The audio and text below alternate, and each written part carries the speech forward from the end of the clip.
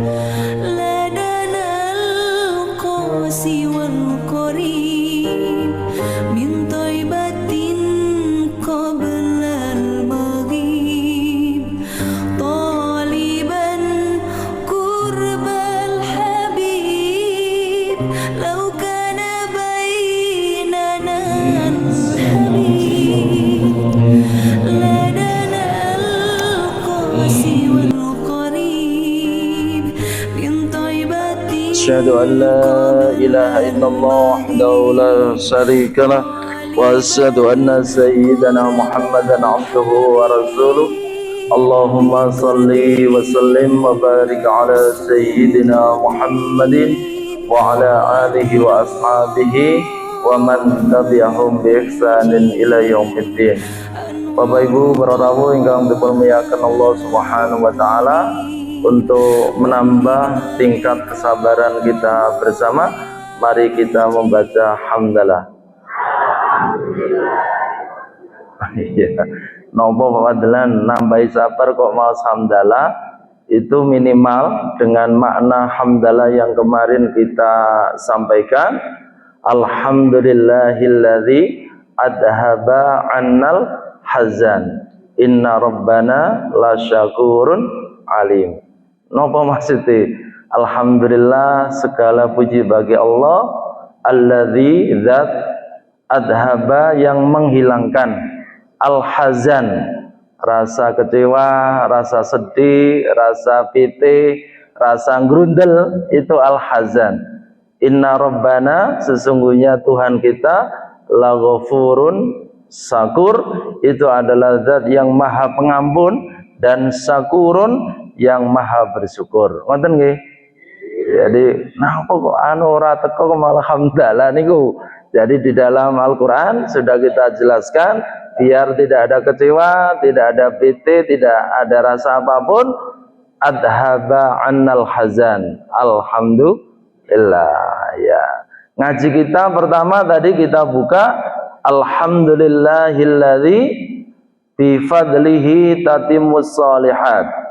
Alhamdulillah, segala puji, bi ni'matihi, dengan kenikmatannya, tatimmus shalihat, semua kebaikan dan kesolehan itu menjadi sempurna.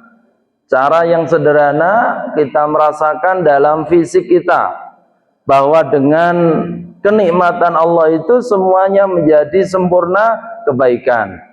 Contoh yang sederhana adalah yang sedang kita rasakan, hampir semua jamaah batuk.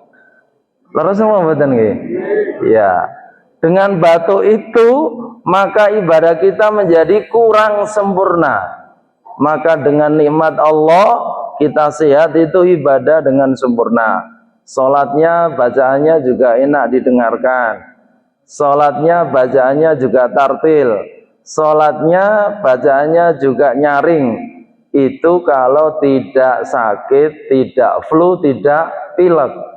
Tetapi kalau pilek, sing ngrungokne yo iki swara cempret temen ya apa, sing muni yang melafalkan juga sama dalam hati perasaane, yang semestinya kalimat-kalimat itu memiliki makna yang jelas, maksudnya jelas, tapi keranten flu akhirnya mboten jelas.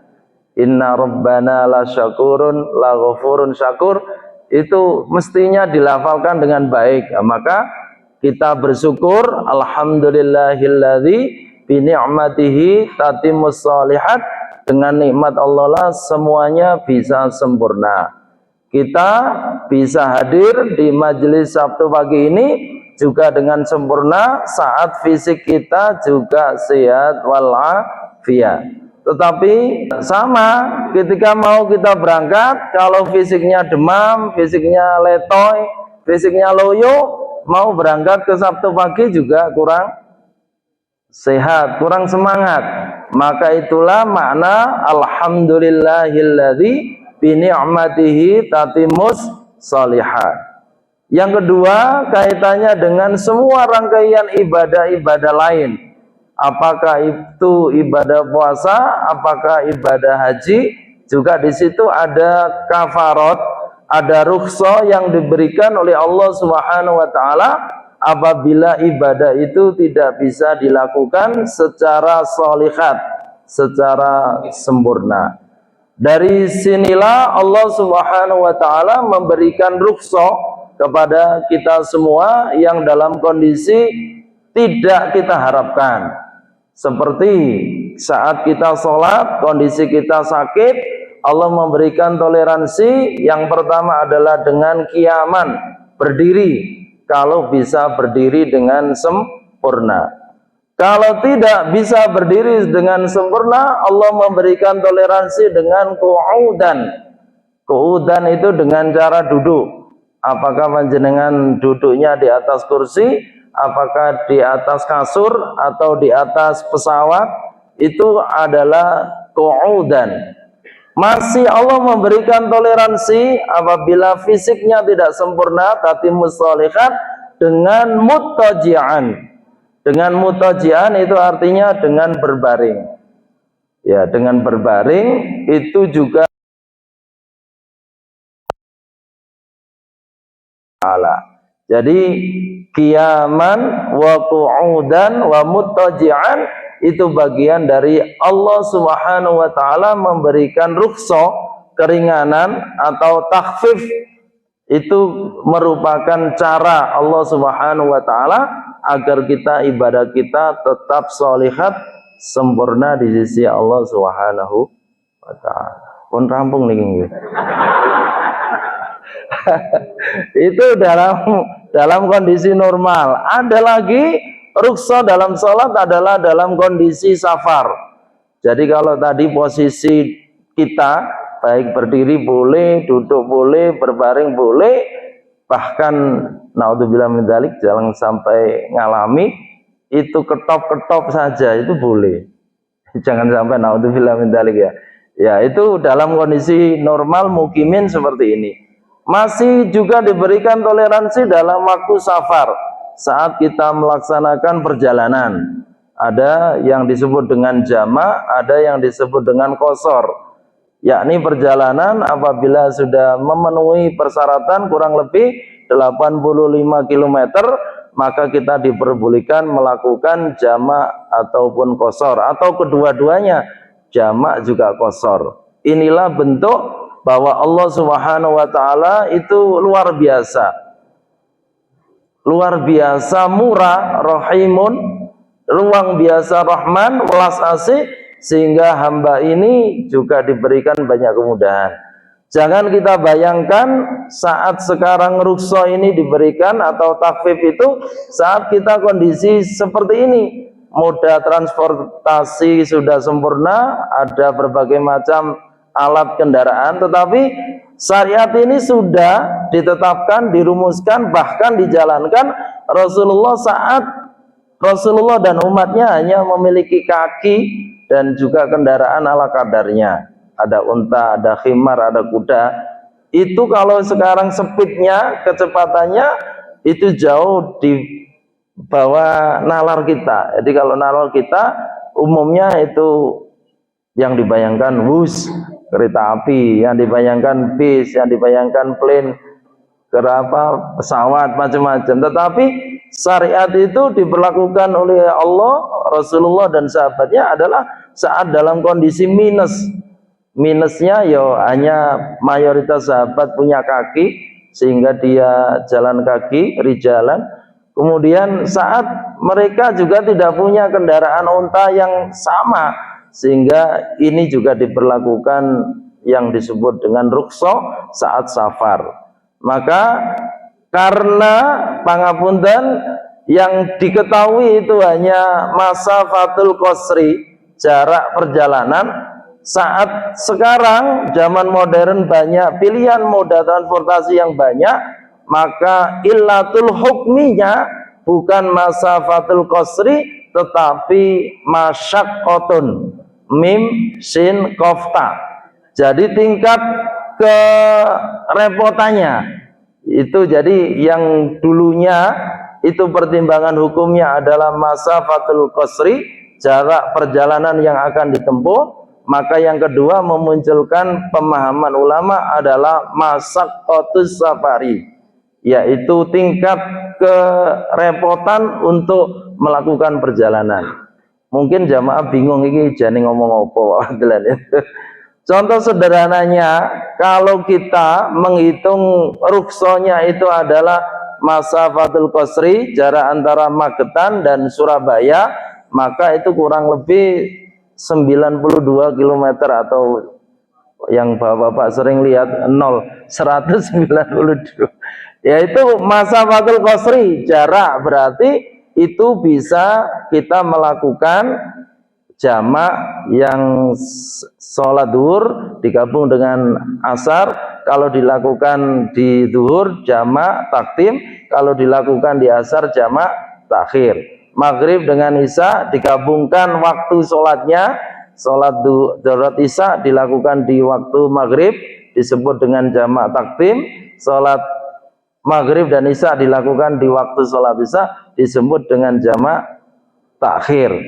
Lah masih lagi ada ruksa yang kedua yang disebut dengan qasar, yaitu melipat tidak hanya waktu tetapi jumlah rakaatnya. Jadi yang maghrib 3 rakaat tidak boleh diqasar, isya-nya boleh diqasar menjadi 2 rakaat. Duhur dan asar sama-sama 4 rakaat bisa diqasar menjadi 2 rakaat dan 2 rakaat. Itu kalau pertimbangannya adalah masafatul qasri, yaitu jarak perjalanan yang ditempuh 190 km. Tetapi kalau illatul hukmunya adalah masaqqa, kesulitan, maka kita tidak pernah mengalami kesulitan. Karena kita bermobil, kita naik kereta, kita naik kendaraan yang lain yang itu bisa ditempuh hanya dalam waktu 2-3 jam. Lah kalau kita menggunakan alasannya masafatul qasri, maka tetap kita boleh melakukan sholat jamak dan qasar di waktu-waktu yang tadi kita sebutkan. Tetapi kalau alasannya masaqqa, orang enak kesulitan, jadi tidak sepantasnya kita melakukan jamak dan qasar. Jadi al-hukmu yadurru ma'a illatihi wujudan wa adaman. Dalam usul fikih, kalau kalian menggunakan illatul hukminya adalah masafatul qasri, maka silakan melakukan jamak dan qasar. Tetapi kalau alasannya masyaqqatus safari, tidak ada halangan kita untuk melakukan jamak dan qasar. Karena hampir setiap tempat, atau kalau kita lewat tol kan juga sudah ada rest area.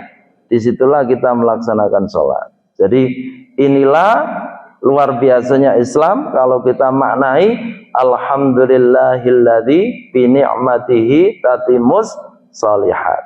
Sama dengan perjalanan haji Bapak Ibu sekalian, bahwa kalau perjalanan haji dulu hampir 5-6 bulan. Kakek saya Haji Abdurrahman itu tahun 50 sekian lah, 51, 52, itu sampai keluarga di rumah lali. Iki mbak iki ning kono napa? Kapan muline ya, sampai segitu lah. Kalau alasan ini yang digunakan, maka pangapunten dengan kemajuan ilmu pengetahuan sekarang, pesawat hanya sekitar 8-9 jam atau 12 jam. Nah, ini sekali lagi memberikan pengertian yang luar biasa, karena dulu di atas kapal sholatnya masih bisa normal seperti kita. Lah sekarang pesawat harus dalam kondisi duduk. Ya syukur kalau Saudi Arabia Airline itu ada musolanya, tetapi untuk tahun ini tidak ditunjuk. Yang ditunjuk adalah maskapai kita hanya 2 itu. Saya tidak boleh menyebutkan maskapainya untuk 2026 ya itu. Jadi itu tidak ada tempat sholatnya. Jadi ini yang mau naik haji belajar tentang sholat di pesawat ya itu semuanya dilakukan dalam kondisi duduk. Kemudian juga rukso yang diberikan saat di pesawat tidak usah wudhu, tetapi ruksonya adalah bertayamum. Jadi luar biasa. Jadi bagaimana Islam ini selalu aktual, sholihun likulli zamanin wa makan, tergantung kepada tingkat kita memahami agama ini. Jadi itu yang luar biasa dari kalimat alhamdulillahilladzi bi ni'matihi tatimmus shalihat.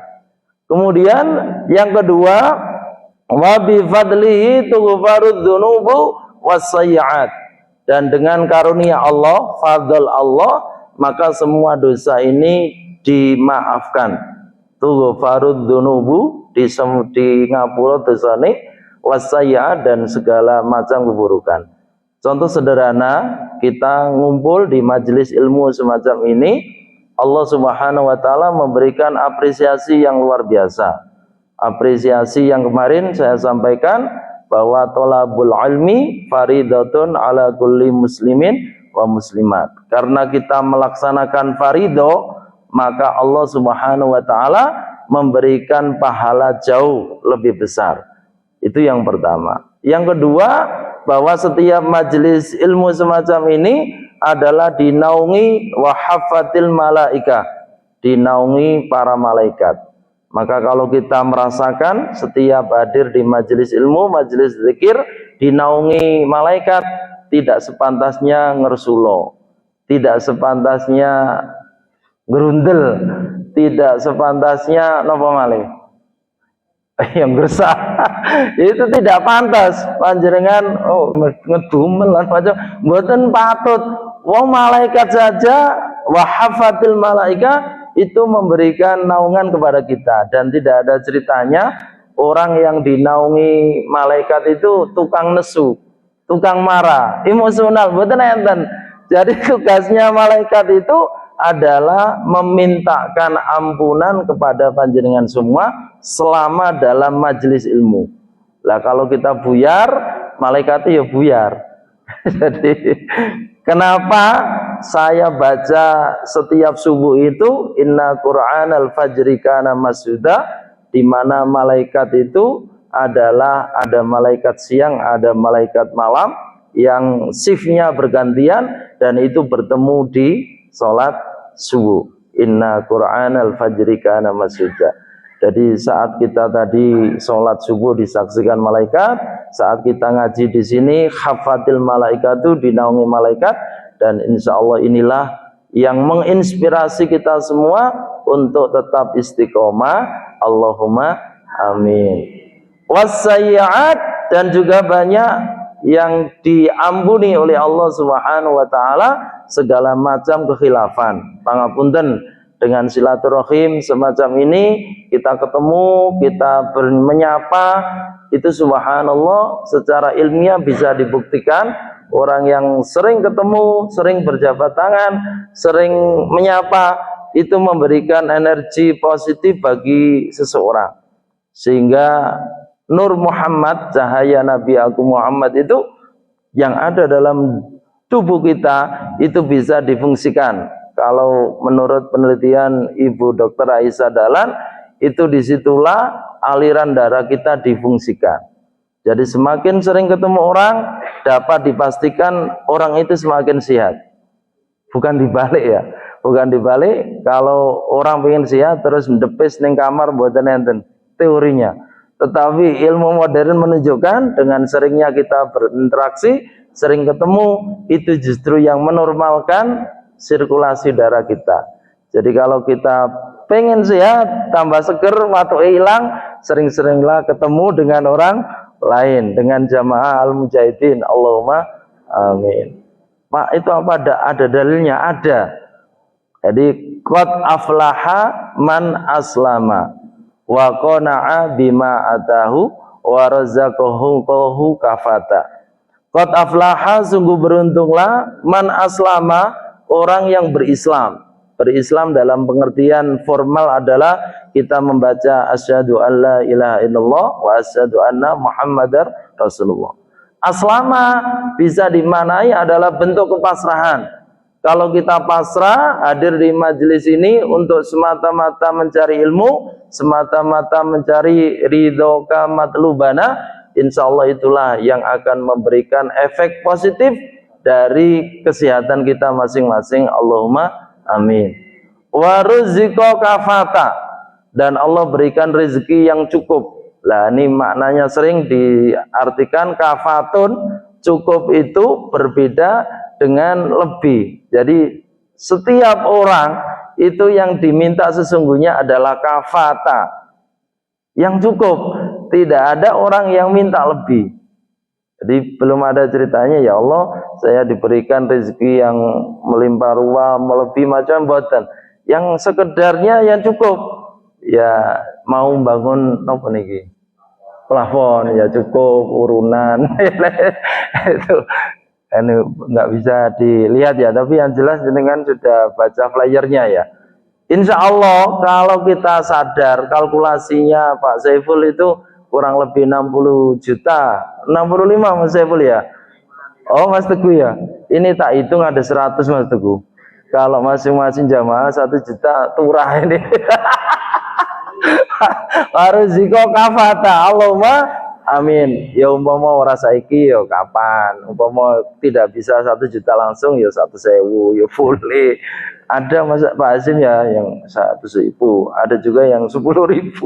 Transfer macam-macam lah. Saya itu ngikuti dengan senang. Seberapa apapun, maka doa saya yang sudah transfer itu kemarin, ajarakallahu fi ma'ataita.